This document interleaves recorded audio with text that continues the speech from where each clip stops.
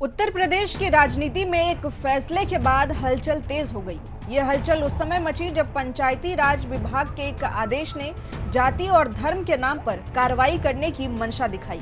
इस आदेश में प्रदेश की ग्राम पंचायतों में यादव और मुस्लिम समुदाय द्वारा किए गए कथित अवैध कब्जों को हटाने की बात कही गई थी। आदेश जारी होते ही विपक्षी दल समाजवादी पार्टी ने सरकार पर तीखा हमला बोला और इस मसले को संविधान और सामाजिक सौहार्द का उल्लंघन बताया। मामला बढ़ता देख सीएम योगी आदित्यनाथ ने संबंधित अधिकारी को निलंबित कर दिया और निष्पक्ष कार्रवाई का संदेश देने की कोशिश की, लेकिन तब तक मामला राजनीतिक रंग ले चुका था। विपक्ष ने इसे पीडीए यानी कि पिछड़ा दलित अल्पसंख्यक के खिलाफ साजिश करार देते हुए सरकार को कटघरे में ला खड़ा किया। इसी मुद्दे पर आज पूरी चर्चा करेंगे और जानेंगे कि आखिर सरकार का इस आदेश के पीछे मंशा क्या था। क्या सरकार वाकई में मुस्लिम और यादवों को टारगेट करना चाह रही थी या फिर किसी अधिकारी की गलती थी। इस चर्चा में मेरे साथ जुड़ रहे हैं यंग भारत न्यूज के राज्य संपादक हरिशंकर मिश्रा और सपा प्रवक्ता यश भारतीय।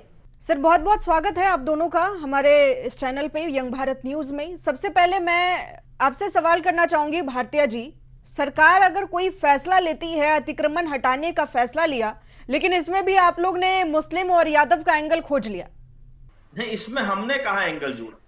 ये तो भारतीय जनता पार्टी के लोग भाषण में कहते हैं, भारतीय जनता पार्टी के लोग चुनावी प्रचार में अभी तक उपयोग करते हैं। अब तो आदेशों में भी ये बातें होने लगी। ये तो मानसिकता दिख रही है कि भारतीय जनता पार्टी की सरकार किसके साथ, किसके विश्वास के साथ काम कर रही है। जो उनका नारा है सबका साथ, सबका विकास, सबका विश्वास, उस सब में कौन सी जातियां आती हैं, कौन सा वर्ग आता है, ये सबको दिख रहा है। पीडीए नहीं आता है, ये बड़ा स्पष्ट है।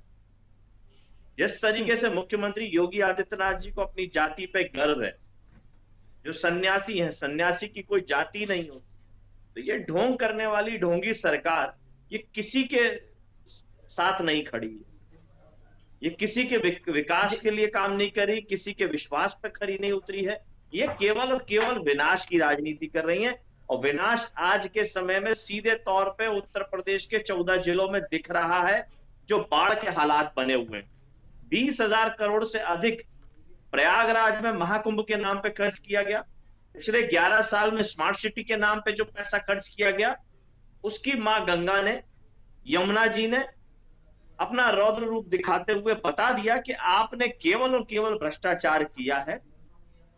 जो काम जनहित के होने चाहिए तो वो नहीं हुए। 14 जिलों में जो बाढ़ आई हुई है, ये पूरी तरीके से, जिसमें मुख्यमंत्री का गृह जिला गोरखपुर भी है, जो आए दिन बाढ़ में रहता है, तो ये क्या पूर्व की तैयारी है। बारिश कोई प्राकृतिक आपदा हम किसको माने। बारिश अपने मौसम में आई है। अगर यही आपदा सर्दियों में आता, अचानक पानी आता, गर्मियों में अचानक पानी आता, तो हम इसको आपदा कह सकते थे। लेकिन बारिश अपने बारिश के समय नहीं होगी तो कब हो, और उस पर आपकी तैयारी क्या थी। आपके पास टेक्नोलॉजी है, मौसम वैज्ञानिक है, सैटेलाइट्स हैं, पूर्व अनुमान है। आज तो हर आदमी के पास स्मार्टफोन है, वो गूगल करके देख लेता है अगले तीन दिन का मौसम कैसा होगा, 3 दिन का तापमान क्या होगा, पानी गिरेगा नहीं गिरेगा, आशंकाएं वो अपने मोबाइल पे देख लेता। लेकिन सरकार क्या इतनी गैर जिम्मेदार हो गई है?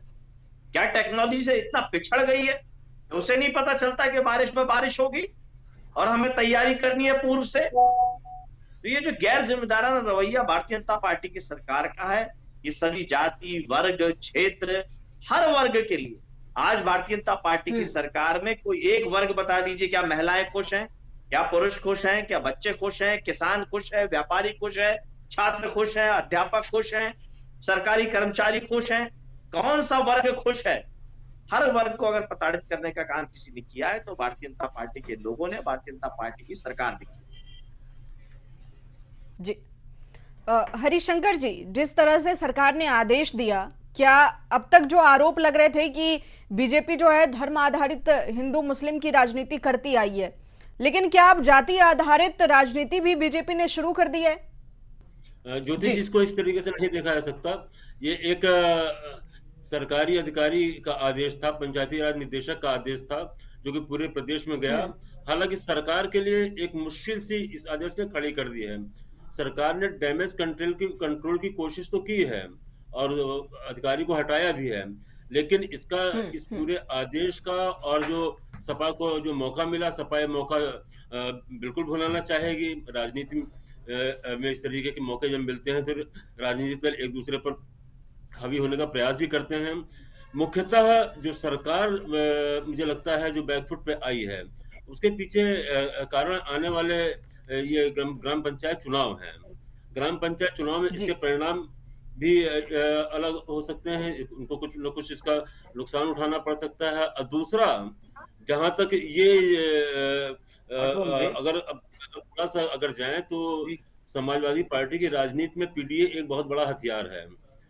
और पीडीए के ही हथियार ने लोकसभा चुनाव में समाजवादी पार्टी को काफ़ी कुछ लाभ दिया है।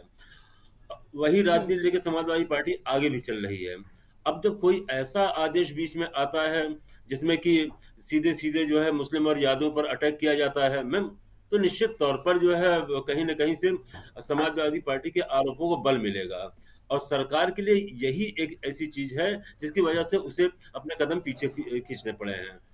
और भाजपा भले ही इन सारे आरोपों को नकारती रही है, लेकिन जब इस तरह के आदेश सार्वजनिक होते हैं, लोगों की प्रतिक्रियाएँ सामने आती हैं, तो निश्चित तो बिल्कुल जो है उनके लोग विपक्षियों के आरोपों को बल मिलता है, उन्हें एक अवसर मिलता है।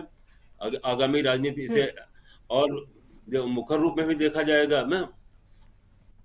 बिल्कुल, बिल्कुल। यही यही मेरा अगला सवाल है आपसे कि इस मुद्दे को भुनाकर किस तरह से समाजवादी पार्टी या चंद्रशेखर आजाद जो है इस तरह के नेता, क्या पीडीए वाली रणनीति जो उनकी है उसको मजबूती मिलेगी? निश्चित तौर पे मिलेगी मजबूती। और जहाँ तक है कहीं कुछ भी हो जाए मैम, देखिए समाजवादी पार्टी पे पीडीए के फार्मूले से अलग नहीं होने जा रही है। इनका पीडीए पाठशाला एक अलग इशू खड़ा ही किया है, हथियार के रूप में खड़ा किया है, और जिसका जवाब भाजपा आरोपों में दे रही है, लगातार दे रही है। लेकिन कहीं न कहीं से ज़मीनी स्तर पर इसका इम्पैक्ट भी देखने को मिल रहा है।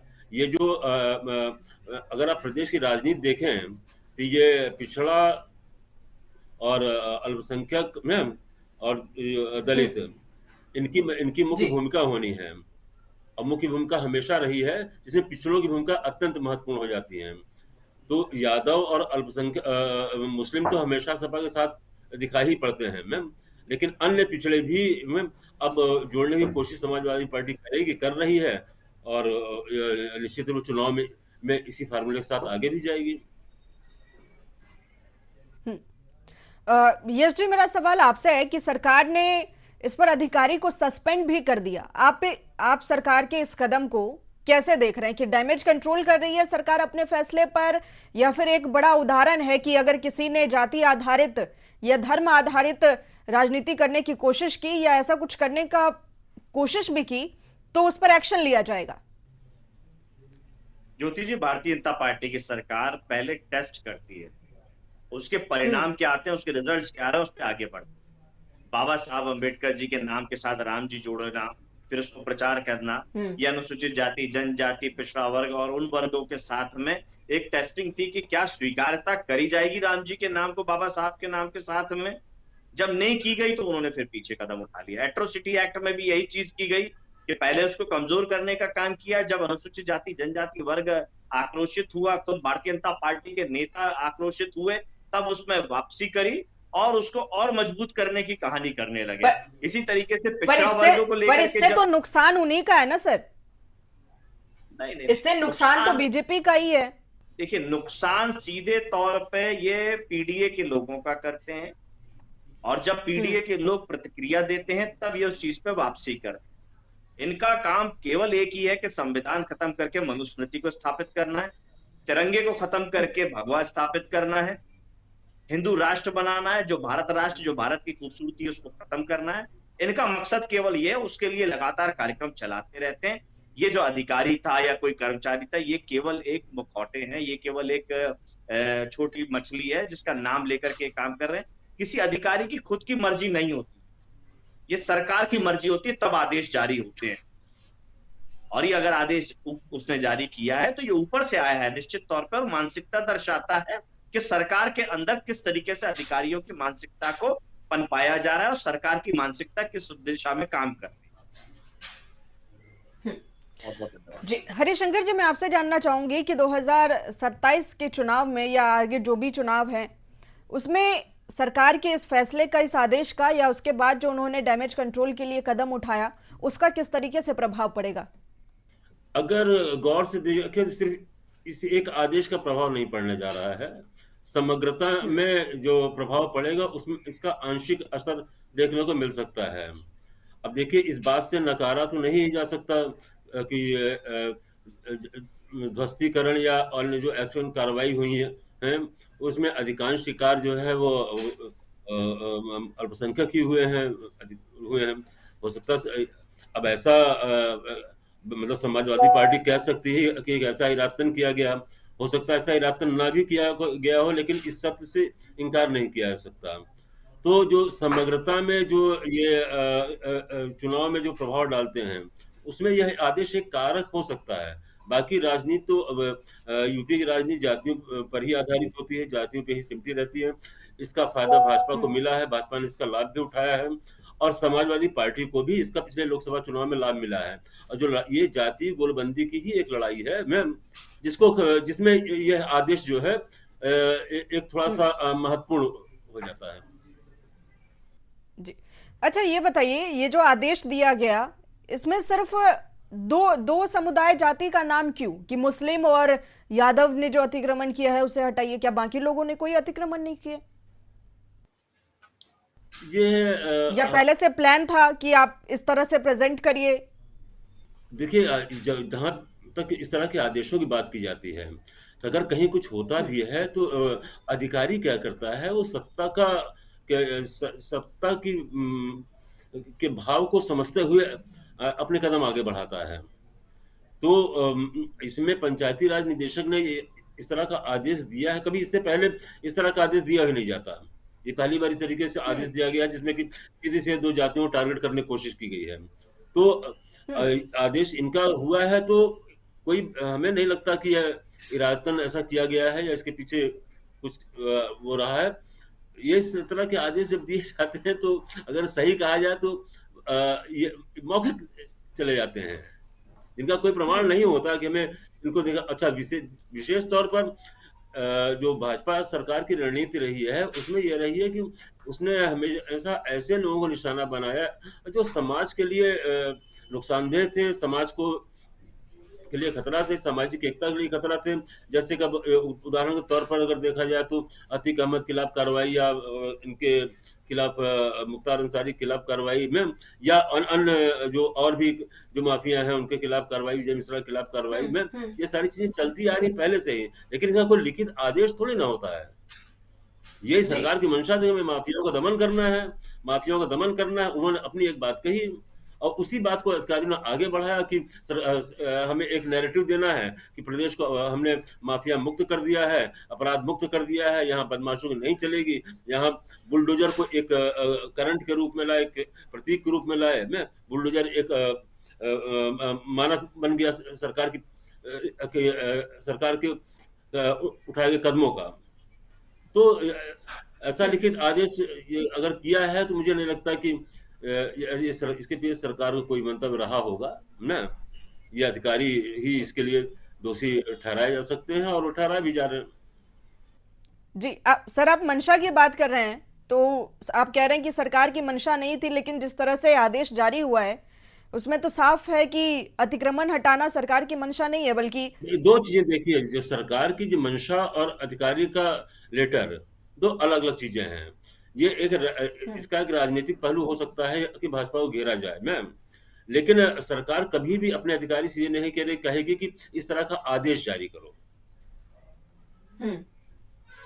ऐसा कभी किया भी नहीं जाता है मैम। वो सरकार अपने सरकार के निहितार्थ अधिकारी समझते हैं और कम से कम निदेशक स्तर के अधिकारी से उसके पूरे होने की अपेक्षा नहीं की जाती है।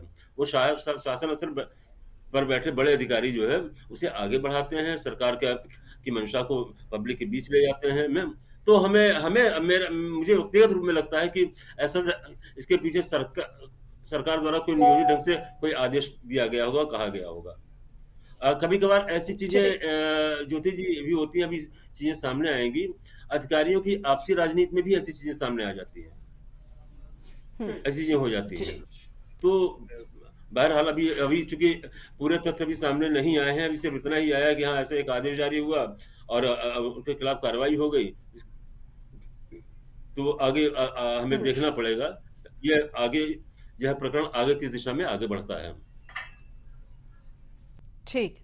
ठीक है, बहुत बहुत शुक्रिया सर हमारे साथ जुड़ने के लिए और इस बातचीत के लिए। फिलहाल के लिए बस इतना ही। इसी तरह की और भी चर्चाओं के लिए और खबरों के लिए जुड़े रहें हमारे साथ और देखते रहें यंग भारत न्यूज़।